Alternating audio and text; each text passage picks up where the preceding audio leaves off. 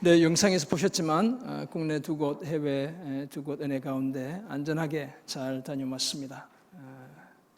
이런 봄부터 기도하시고 또 물질로 후원하시고 준비해 주셔서 감사드리고 또 안전하게 다녀올 수 있도록 또 기도해 주셔서 감사드립니다.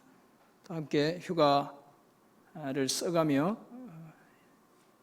라베도 또 보성에서 태국과 미얀마에서 아름답게 복음으로 섬겨주신 모든 분들께도 감사드립니다. 교회는 더 열심히 내어서 더 아름답게 복음적 사명 감당해 가도록 하겠습니다.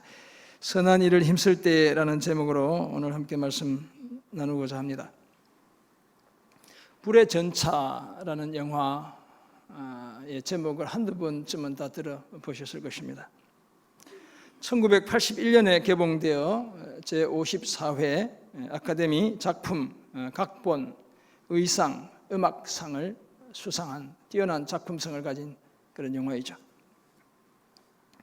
입소문을 타고 또는 설교를 통해 전해지던 이 영화가 3년 전 우리나라에 개봉되기도 했어요. 제작된 지 한참 지나서 개봉되었죠.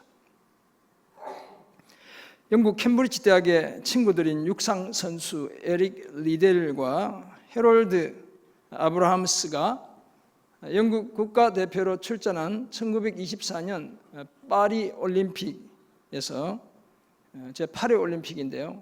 각각 금메달을 땄던 실화를 소재로 해서 만든 영화입니다. 중국 선교사 자녀 출신인 에릭은 원래 자신의 주종목인 100m 경기 선수로 출전할 예정이었죠. 이 100m에서 두 주인공 에릭과 해롤드는 서로 경쟁자였어요. 그래서 영국에서 달리기 하면 사실 에릭이 해롤드보다 더 빨리 달려요. 그런데 예선 경기가 주일에 열리게 되자 에릭은 자신의 신앙과 신념을 지키기 위해 출전을 포기하고 맙니다. 영국 올림픽 조직위원회가 발칵 뒤집혔죠. 영화를 보면 실제 신문에 그 기사가 대서특필되는 그런 내용들이 소개돼요. 여러 사람이 나서서 아무리 설득해도 소용이 없었습니다. 온갖 비난이 에릭을 향했습니다. 그런데 그때 400m 장애물 경기에서 이미 은메달을 딴 앤드류 린지라는 선수가 자신이 출전하기로 예정되어 있던 400m 달리기를 에릭에게 양보했습니다.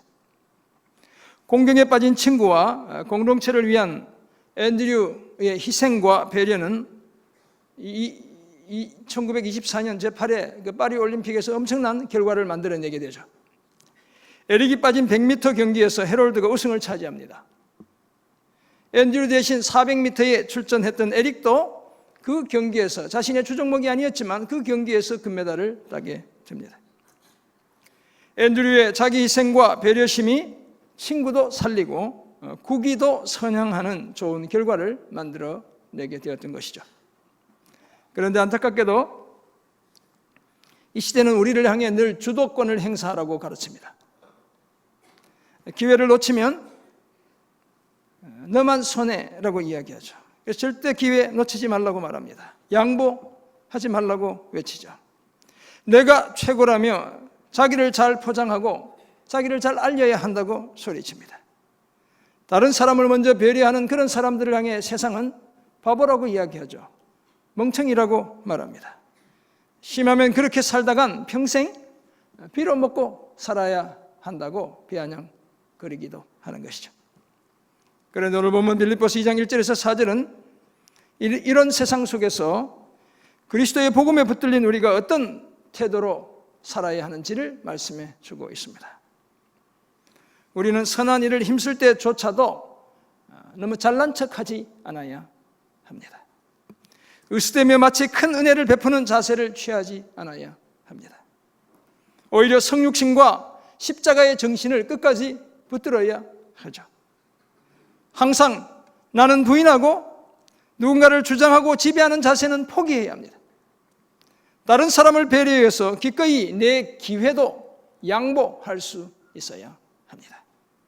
그렇다면 보다 구체적으로 오늘 본문이 말씀하는 선한 일을 힘쓸 때 우리가 취해야 할 올바른 자세는 과연 어떤 것일까요? 세 가지를 말씀드리려고 해요. 첫째는 마음이 같아야 합니다.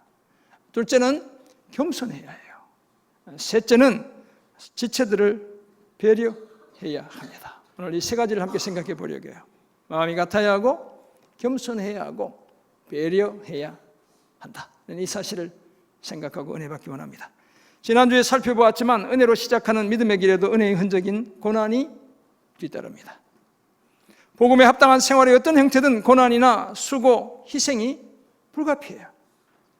그래서 필립 라이큰 목사님은 자신의 책 그들도 우리처럼 괴로워했다는 이 책에서 제가 안식월 중에 읽었던 책 중에 하나인데, 고난은 그리스도인의 일상이다 이렇게 정의합니다.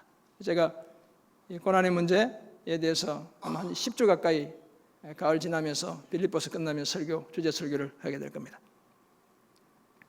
더구나 하나님의 아들이신 예수님의 삶 또한 그러했죠. 우리는 그 사실을 잘 알고 있습니다.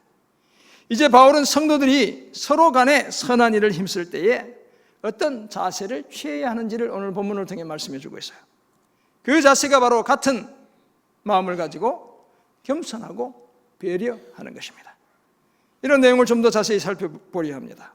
오늘 본문에 따르면 성도들이 선한 일을 힘쓸 때에 먼저 마음이 같아야 합니다. 앞선 단락에서 바울은 외부적인 요인과 연계해 그리스도의 복음에 합당하게 생활하기 위해 성도들이 어떻게 해야 하는지를 말했죠. 그래도 말씀드리지만 마음을 같이 해야 하고, 대적하는 자들을 두려워하지 않아야 하고, 믿음에 수반되는 고난을 기꺼이 감당해야 한다고 그렇게 말했습니다. 이제 오늘 본문을 통해서는 성도들이 서로 간에 선한 일을 힘쓸 때에 어떤 태도를 취해야 하는지를 말해주고 있습니다. 오늘 본문 2장 1절에 따르면 성도들은 그리스도 안에서 서로 권면하고 사랑의 위로와 성령의 교제를 나누며 긍휼에 넘치는 자비를 베풀어야 해요. 오늘 성경이 이렇게 말씀하죠. 그러므로 그리스도 예수 안에 무슨 권면이나 사랑의 무슨 위로나 성령의 무슨 교제나 긍휼이나 자비가 있거든 이렇게 말씀해요. 우리 성경이 있거든 이렇게 표현하고 있다고 해서, 영어 성경을 보면 if라는 조건문이죠. 그렇다고 해서 이 내용이 그럴 수도 있고 그렇지 않을 수도 있다고 해석하지 않아요. 성도들은 당연히 그리스도 안에서 서로 권면해야 합니다. 사랑으로 위로해야 하죠. 성령으로 교제해야 하고, 긍휼이 넘치는 자비를 베풀어야 하는 것입니다. 그런 선한 일을 힘쓸 때 어떻게 해야 하는지를 오늘 보면 2절이 말씀하죠. 마음을 같이하여 같은 사랑을 가지고 뜻을 합하며 한 마음을 품어야 한다는 거예요. 한마디로 말하면 마음이 같아야 한다고 이야기하고 있어요. 그러기 위해 같은 사랑을 가지고 뜻을 합하며 한 마음을 품어야 한다는 것이죠. 마음을 같이 한다는 것은 생각이 같다 또는 느낌이 같다는 의미를 가지고 있어요. 바울은 성도들이 마음을 같이 하는 것이야말로 자신의 기쁨을 충만하게 하는 것이다 라고 말씀하고 있습니다. 여기서 마음을 같이 하는 것은 믿음의 공동체의 근간이죠. 우리가 주님의 자녀로 만나 같은 마음을 품는 것, 이것은 우리의 뿌리와도 같은 거예요. 뿐만 아니라 복음을 지키는 효과적인 대응책이기도 해요. 그래서 바울이 외부적인 문제와 연계해서도 1장 27절에 이미 그 얘기를 한 거죠. 한 마음으로 서서 한 뜻으로 복음의 신앙을 위하여 협력하는 것, 그것이 그리스도의 복음에 합당한 생활이라고 이미 말한 바 있죠. 그러므로 성도들은 내 주장을 논리적으로 펼치고 내 입장을 힘주어 말하기보다 복음의 진리 안에서 마음을 같이하여 같은 사랑을 나누고 뜻을 같이하고 같은 목표 아래 달려가야 합니다. 그래야 믿음의 공동체가 왜곡되지 않고 건강하게 성장해 갈 수 있습니다. 더구나 마음을 같이하여 하나가 되는 것은 한 분 하나님을 모시고 살아가는 우리 모두를 향한 예수님의 기대이죠. 복음에 합당한 생활을 해야 한다는, 거기에 마음이 같아야 한다는 거예요. 막 나쁜 거에 마음이 같아야 한다 이런 얘기가 아니죠. 그래서 예수님은 아버지 하나님께 이렇게 기도하셨어요. 나는 세상에 더 있지 아니하오나, 요한복음 17장 11절, 그들은 세상에 있사옵고 나는 아버지께로 가옵나니 거룩하신 아버지여 내게 주신 아버지의 이름으로 그들을 보존하사, 그 다음에 어떻게 되어 있습니까? 그들도 우리와 같이 그들도 하나가 되게 하옵소서, 이렇게 주님이 기도하셨죠. 사랑하는 성도 여러분, 오늘 우리가 그리스도의 이름으로 권면하고 사랑의 위로를 나누고 성령으로 교제하며 긍휼이 넘치는 자비를 베풀 때에 마음이 같아야 하는 이유가 여기에 있는 거예요. 우리를 향한 주님의 기대이기 때문이죠. 주님이 하나님 아버지께 올려드린 기도의 제목이었기 때문에 그래요. 하나 되어 영적 힘을 키워가야 할 사명이 오늘 우리에게 주어졌기 때문이죠. 서로 다른 마음을 품은 공동체는 사상 누각과도 같은 것입니다. 서로 다른 마음으로 함께 세워가는 가정이 어떻게 제대로 온전히 설 수 있겠어요? 서로 다른 마음을 품고 더불어 이런 교회 공동체가 어떻게 제대로 이 시대에 건강한 공동체로 설 수 있겠어요? 얼마 가지 못해 무너질 수밖에 없는 거예요. 그런데 마음이 하나 되면 겸손과 배려의 자세가 없으면 불가능하죠. 모두가 다 자기가 잘났다고 생각해서 자기 목소리 내고 자기 몫을 챙기면 그런 공동체는 결코 마음을 같이 하는 공동체가 될 수 없습니다. 조화를 이루는 공동체, 건강한 연합을 꿈꾸는 공동체가 되기 위해서는 무엇보다도 마음이 같아야 하는 거예요. 같은 마음 곧 온전한 연합이 교회의 영적 성장과 복음의 진보를 위한 주춧돌이 되는 것입니다. 거기에 대해 서로 마음을 같이 할 때 교회는 힘을 모아 복음에 대한 그 어떤 반대도 넉넉히 맞설 수 있게 되는 것입니다. 그러므로 성도들 서로 간에 선한 일을 힘쓸 때에 무엇보다도 서로 마음을 같이 하는 그런 저와 여러분 모두가 되시기를 주님의 이름으로 축원합니다. 아멘. 선한 일을 힘쓸 때에 성도들이 취해야 할 두 번째 자세로 겸손해야 해요. 이 겸손은 오늘 본문의 두 번째 큰 주제이기도 합니다. 이 겸손의 가장 대표적인 모델은 예수님이에요. 그래서 우리가 다음 주 그 내용을 주님이 얼마나 겸손하신 분인지 함께 생각해 볼 것입니다. 바울은 그리스도 안에서 행하는 무슨 권면이나 사랑의 위로나 성령의 교제나 긍휼이 넘치는 자비를 베풀 때 마음이 같아야 할 뿐만 아니라 겸손해야 한다고 말하죠. 바울이 2장 1절에 명사를 8개를 사용하거든요. 짝으로 이렇게. 그리스도 안에서 권면, 사랑과 위로, 성령과 교제, 이 긍휼과 자비를 이렇게 한 짝으로 사용해서 표현하고 있어요. 아주 이렇게 워드플레이를 잘하는 그런 바울이다 이렇게 볼 수 있어요. 의미를 전달하고 싶은 것이죠. 그런 선한 일을 힘쓸 때 마음이 같아야 한다 이렇게 얘기하고 그 다음에 오늘 3절에 오면 어떻게 한다고요? 겸손해야 한다는 거예요. 오늘 보면 3절입니다. 아무 일에든지 다툼이나 허영으로 하지 말고 오직 겸손한 마음으로 각각 자기보다 남을 낮게 여기고 라고 말씀하고 있습니다. 오늘 보면 3절을 가만히 보면 하지 말아야 할 것과 해야 할 것이 있어요. 하지 말아야 할 것은 무엇입니까? 아무 일에든지 뭘 하지 말아야 돼요? 다툼이나 허영으로 하지 않아야 한다는 거예요. 여기서 다툼은 이기적인 야망을 가리킵니다. 허영은 헛된 영광을 추구하는 걸 가리키는 것이죠. 그렇다면 교회 안에서 성도들 간에 선한 일을 힘쓸 때에 나의 이기적인 야망을 충족시키고 잘못된 영광을 얻기 위해 과시하고 유세하듯 하지 않아야 합니다. 잘난 척하며 거드름 피우는 자세로 하지 않아야 합니다. 마치 큰 호의를 베푸는 시혜자처럼 어깨에 잔뜩 힘을 준 채 이 선한 일을 하려 하지 않아야 하는 거예요. 왜냐하면 이런 자세는 오히려 공동체의 하나됨을 심각하게 해치기 때문에 그래요. 그러므로 겸손해야 합니다. 그 겸손한 마음의 증거가 서로 자기보다 다른 사람을 낮게 여기는 것입니다. 여기서 낮게 여긴다는 것은 나보다 다른 사람이 상대방이 힘도 훨씬 더 세고 더 중요한 사람이고 더 좋은 사람이라고 생각하는 거예요. 이것이 바로 낮게 여기는 거예요. 빌립보 3장 8절에서 바울이 이런 고백하죠. 또한 모든 것을 해로 여기면 내 주 그리스도 예수를 아는 지식이 가장 고상하기 때문이라 이런 고백하고 있죠. 여기서 가장 고상하게 여긴다는 이 고상하다는 말이 낮게 여긴다는 말과 동일한 단어가 사용되고 있어요. 오늘 본문에서는 동사로 3장 8절에서는 형용사로 사용되는 거예요. 그렇다면 나보다 다른 사람을 훨씬 더 고상한 사람으로 여기는 것 그것이 낮게 여기는 거예요. 이전에 유니온 대학의 잭 립튼 교수가 미국의 11개 주요 교향악단 단원들을 대상으로 서로 다른 연주자들에 대해 저들이 어떤 생각을 하고 있는지 조사한 결과를 제가 한번 소개해 드린 적이 있어요. 오늘 다시 한번 소개해 드리려고 해요. 타악기 연주자, 타악기는 이렇게 두드리는 악기, 뭐 이런 드럼 같은 거, 이런 거 이제 타악기죠.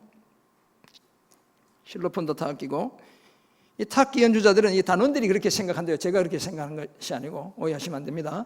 타악기 하시는 분들 감각이 없대요. 머리가 조금 나쁘대요. 제대로 음은 듣지 않으면서 그저 재미만 신나서 그냥 자기 신이 나서 두드린대. 그렇게 생각한대요. 이제 이 사람들이. 현악기, 이렇게 줄이 달린 악기들 있잖아요. 현악기 연주자들은 다른 사람들이, 다른 단원들이, 저는 절대로 그렇게 생각하지 않습니다. 시건방지대요. 고지식하대. 그리고 비활동적이대. 자기 안에만 갇혀있대. 금관악기, 번쩍번쩍하는 색소폰, 트럼펫 이런 거 있죠. 저는 절대로 그렇게 생각하지 않습니다. 시끄럽기만 하대. 그렇게 생각한다는 거예요. 목관악기, 이렇게 예쁘잖아요. 이 목관악기 연주자들은 다른 사람들이 그렇게 생각한대. 콧대 높은 자존심만 앞세우는 사람들이 이렇게 생각합니다. 서로에 대한 이런 까칠한 평가가 나오는 이유가 과연 무엇이겠습니까? 무엇일까요? 교만 때문이죠. 단원들이 저마다 이렇게 생각합니다. 내가 적어도 너보단 낫다. 내가 적어도 너보단 이 악기로 연주를 더 잘해. 이렇게 생각하는 거예요. 나는 괜찮은데 네가 문제여서 소리가 제대로 안 나. 이렇게 생각하는 거예요. 만약 이런 생각을 누그러뜨리지 않고 계속 자기만 잘났다고 생각하면 그 교향악단은 심금을 울리는 하모니를 만들어낼 수 없어요. 어떤 음악을 연주하더라도 사람들의 귀에 시끄러운 소음이 될 뿐이에요. 사랑하는 성도 여러분, 교회의 진정한 조화와 연합을 위해 상대방을 낮게 여기는 겸손이 반드시 필요해요. 우리 교회가 정말 좋은 공동체, 복음 공동체라면 나보다 남을 낮게 여기는, 나보다 다른 지체들을 더 낮게 여기는 그런 겸손한 사람들이 가득해야 하는 것입니다. 교회가 빛과 소금의 사명을 제대로 감당하기 위해서도 겸손한 사람들이 많아져야 합니다. 교회가 그리스도와 그리스도의 편지와 향기로 온전한 역할을 감당하기 위해서도 여전히 겸손한 사람들이 교회 안에 차고 넘쳐야 하는 것입니다.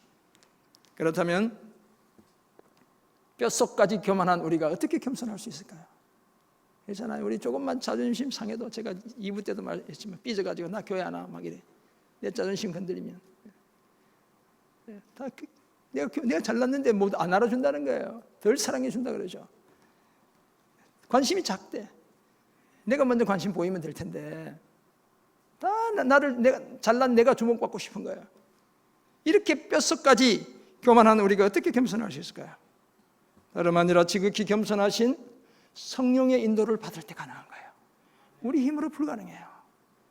여러분 잘 알잖아요. 우리 스스로의 힘으로 안 된다는 거 잘 알잖아요. 그러나 성령의 인도를 받으면 가능해요.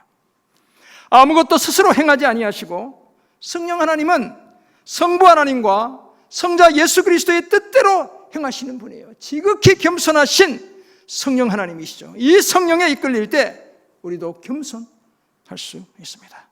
성령의 인도함을 받을 때 나는 마음이 온유하고 겸손하니 내게로 와서 배우라는 그 주님의 말씀에 순종하고 우리도 겸손한 삶을 연습할 수 있는 거예요.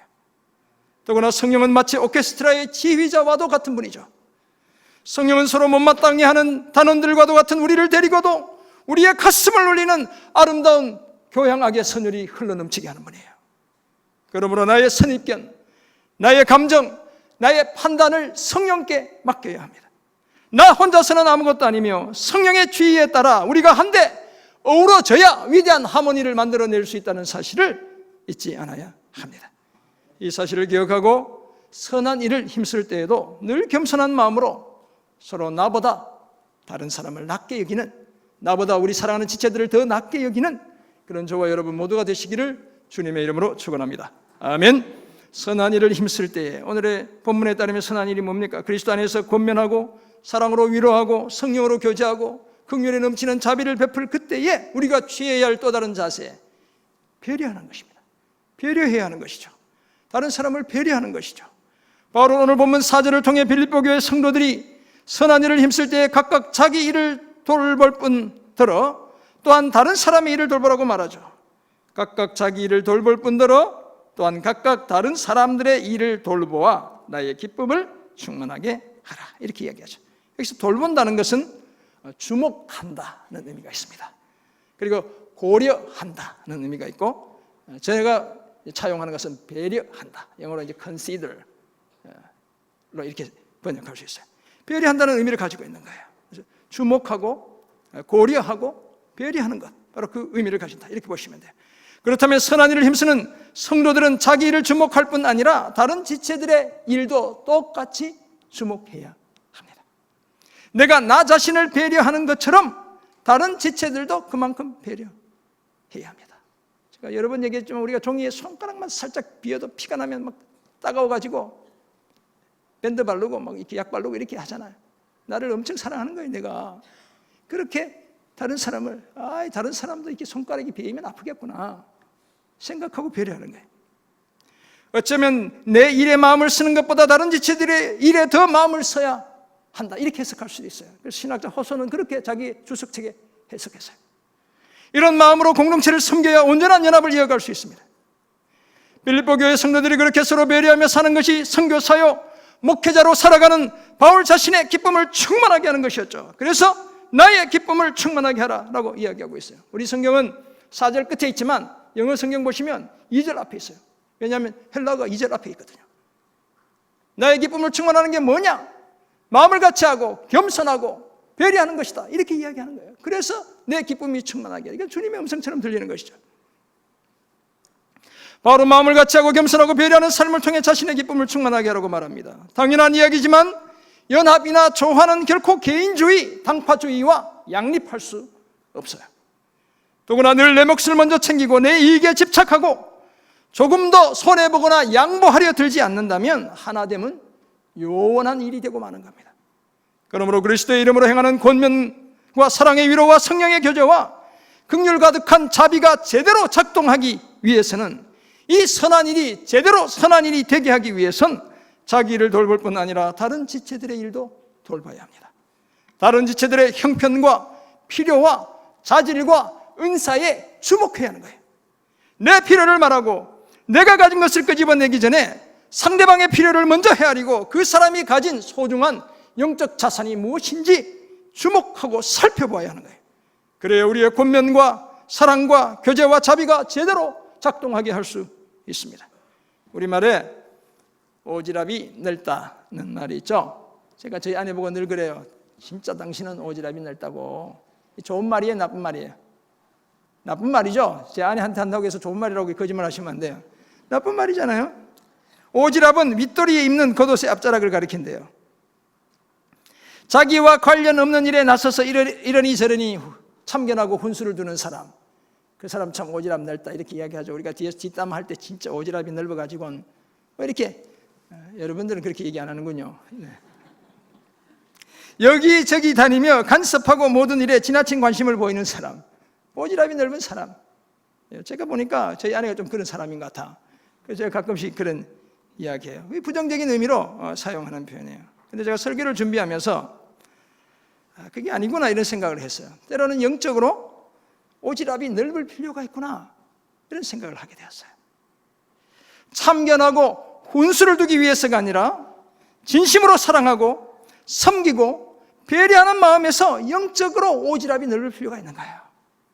누가 오라고 하지 않아도 발품을 팔아가며 찾아가는 것, 이게 오지랖이 넓은 짓이잖아요. 내 시간과 물질 누가 써달라고 하지 않아도 스스로 자발적으로 써주는 것, 진심으로 지체들의 삶에 함께하고 그 삶에 공감하는 그런 영적인 오지랖이 넓은 분이 필요한 거예요. 그런 분들이 많아져야 공동체는 더 견고하게 하나 될 수 있습니다. 참 사랑의 공동체로 일어설 수 있죠.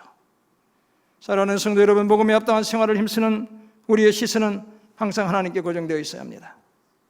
안목의 정욕에 사로잡혀 세상의 어떤 것들에 우리의 시선을 빼앗기지 않아야죠. 당연히 그래야 돼요. 사실 다른 것들은 주목할 필요조차 없다 이렇게 극단적으로 말할 수도 있어요. 왜냐하면 우리는 하나님 한 분만으로도 충분한 사람들이기 때문에 그래요. 오늘 우리가 드리는 이 예배는 사실 어떤 의미에서 보면 우리의 시선을 하나님 한 분께만 집중하는 연습을 하는 자리예요. 막 우리의 시선을 온통 세상에 흩어놓았다가 그 시선을 모아 주님께만 집중해도 살아갈 수 있다는 그 확신을 우리 속에 다짐하는 그런 자리예요. 그런 우리가 주목하고 배려해야 할, 오지랖이 넓어져야 할 대상이 있죠. 그 대상, 또 다른 대상이 있죠. 그 대상이 바로 오늘 저와 여러분 곁에 앉아있는 사랑하는 지체들입니다. 한번 보세요. 이렇게 누가 앉아있는지. 네, 이렇게 한번. 네. 평소에 서로 미워하는 사람이 앉아있더라도 이렇게 따스한 눈빛으로. 어색하시죠?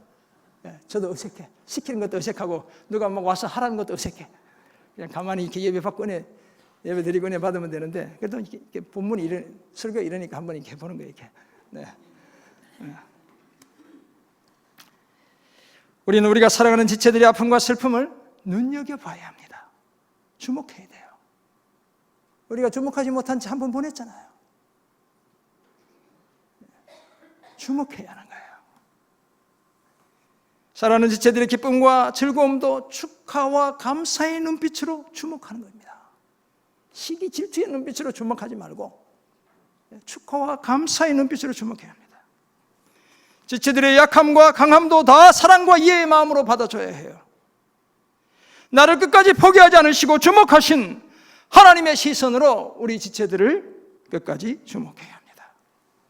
하나님은 전혀 사랑스럽지 못한 우리를 주목하시고 사랑해 주셨어요.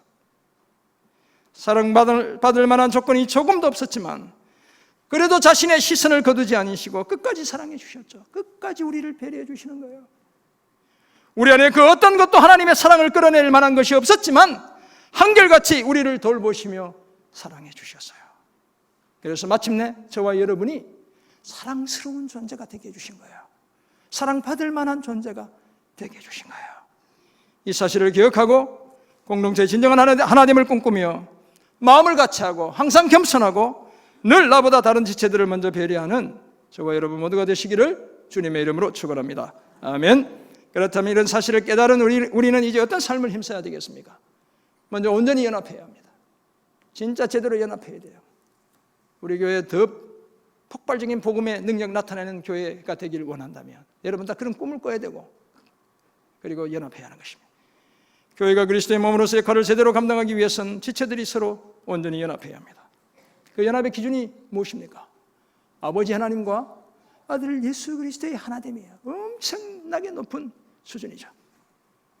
그렇지만 이 연합은 획일화를 의미하잖아요.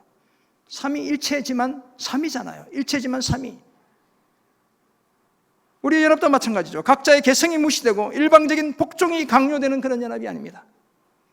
같이 생각하고 같은 사랑을 가지고 뜻을 합하고 같은 목적으로 뭉치는 그런 연합을 의미하죠. 그래야 교회가 영적인 힘을 제대로 발휘할 수 있습니다. 여전히 사탄의 영향력 아래 살아가는 우리가 가진 고질적인 특질 중에 하나가 바로 분리와 분열의 경향성이에요. 사탄이 교묘하게 이용하는 거예요. 그래서 교회가 끊임없이 분열하죠. 분리되죠. 근데 다행히도 하나님이 역사의 주관자시기 때문에 그 분리를 통해서도 선을 이루시는 거예요.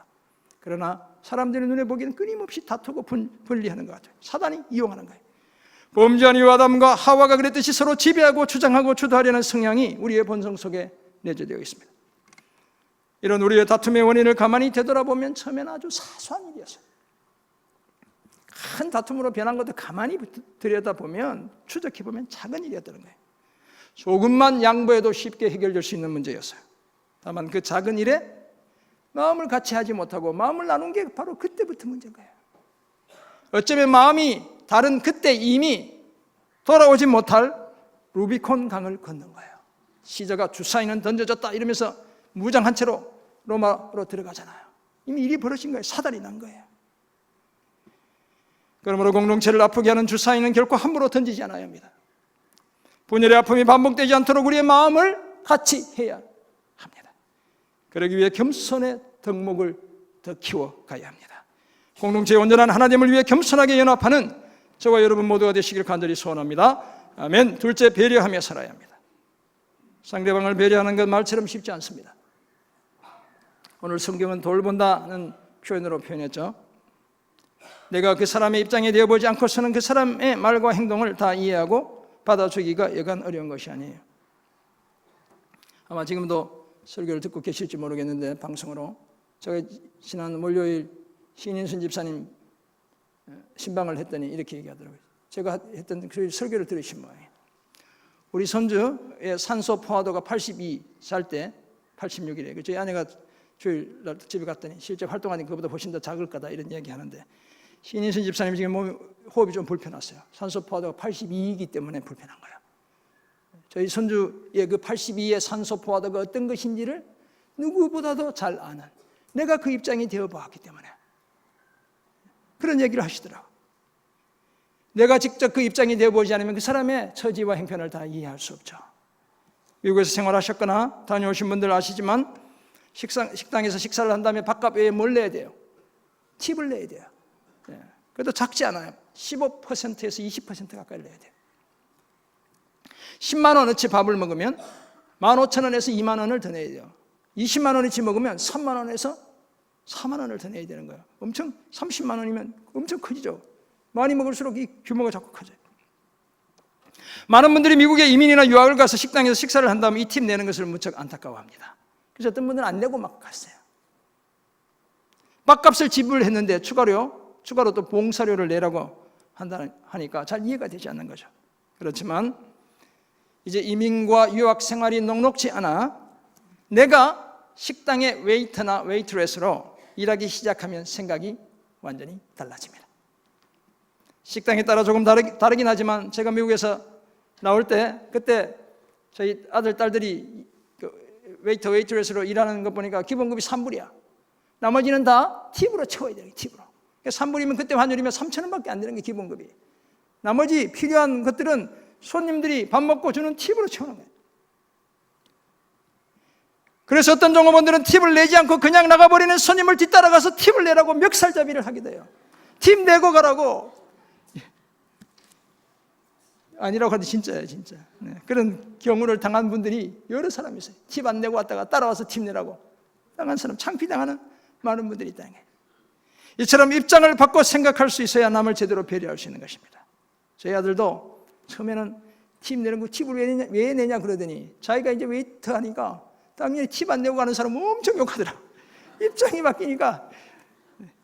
저희 아들을 오늘 한번 디스를 했습니다. 그제서야 사람들의 입장을 제대로 이해하고 배려할 수 있죠. 각각 자기를 돌아볼 뿐 아니라 다른 사람의 일을 돌아보라는 것은 입장 바꿔놓고 생각해 보라는 거예요. 그러면 그 사람을 더 이해할 수 있게 되는 거예요. 믿음의 공동체 안에서도 마찬가지입니다. 이 사람은 왜 잘난 척하는지, 왜 나를 못마땅하게 생각하는지 그 입장을 바꿔 생각하고 그런 사람까지도 서로 배려해 줄 수 있어야 합니다. 저 인간은 상종도 못할 인간이야. 이렇게 단정 짓지 않아야 합니다. 그러면 문제가 커지는 거예요. 다소 못마땅해도 오히려 좀 더 이해하고 배려해야 합니다. 제가 여기 앉아 있는데 주님이 어떤 사람을 떠올리게 하셨어요. 아, 그래. 더 이해해야 되는구나. 내가 먼저 적용해야 되는구나. 내가 먼저 실천해야 되는구나. 그런 생각하게 됐어요. 이 중에는 없습니다. 걱정하지 마세요. 그래야 공동체가 그리스도 안에서 온전한 연합을 이루어 선한 일을 더욱 힘쓸 수 있죠. 더욱 배려하는, 서로를 더욱 배려하는 우리 모두가 되기를 간절히 소원합니다. 아멘. 배려하기 싫으신 모양이네. 귀 있는 자는 들을지어다. 아멘. 영화 불의 전차의 주인공들 중 100m 경기에서 우승한 해롤드 아브라함스는 저기 앞에 나와 있는 인물은 아니고 저 그림 중에 한 사람인데 유대인 출신 영국인이었어요. 그러니 얼마나 차별이 심했겠어요. 사실 영화에 크게 주목받는 인물 중에 하나가 바로 이 사람이에요. 해롤드 아브라함스. 그의 우승은 인종차별이라는 높은 담을 넘고 이룬 소중한 결과였어요. 한편 100m 출전을 거부하고 우리 설교자들이 자주 인용하는 사람, 친구 앤드류 린지의 배려와 양보로 출전한 400m에서 우승한 에릭은 스코틀랜드 출신이에요. 영국 사람이죠. 영화는 해롤드는 차별의 장벽을 넘고 위대한 성과를 만들어낸 인물로, 에릭은 크고 작은 갈등 속에서 신앙과 신념을 지킨 인물로 묘사합니다. 그 중에도 에릭은 공부와 달리기 연습을 병행하면서 선교사의 꿈을 포기하잖아요. 설교를 잘하는 친구죠. 100m 경기가 열리던 그날 예선 경기 참여를 포기했기 때문에 에릭이 어디를 갔게요? 파리에서 교회를 갔죠. 스코틀랜드 사람들이 모여드리는 교회를 갔어요. 그리고 그 교회에서 이사야 40장을 가지고 설교를 합니다. 그 설교를 통해 믿음의 경주에는 제가 1부, 2부 때는 말씀드리지 못했는데 두 가지가 필요하다고 이야기해요. 이 믿음의 경주에는 의지의 집중과 영혼의 에너지가 필요하다 이렇게 이야기해요. 영어로 쓰면 concentration of will, energy of soul, 이 두 가지가 필요하다 이렇게 이야기하면서 성경을 인용하는데 이사야 40장 31절을 인용해요. 오직 여호와를 앙망하는 자는 새 힘을 얻으리니 독수리가 날개치며 올라감 같을 것이요 다른 박질하여도 곤비하지 아니하겠고 걸어가도 피곤하지 아니하리로다. 아멘. 이렇게 설교를 한 거예요.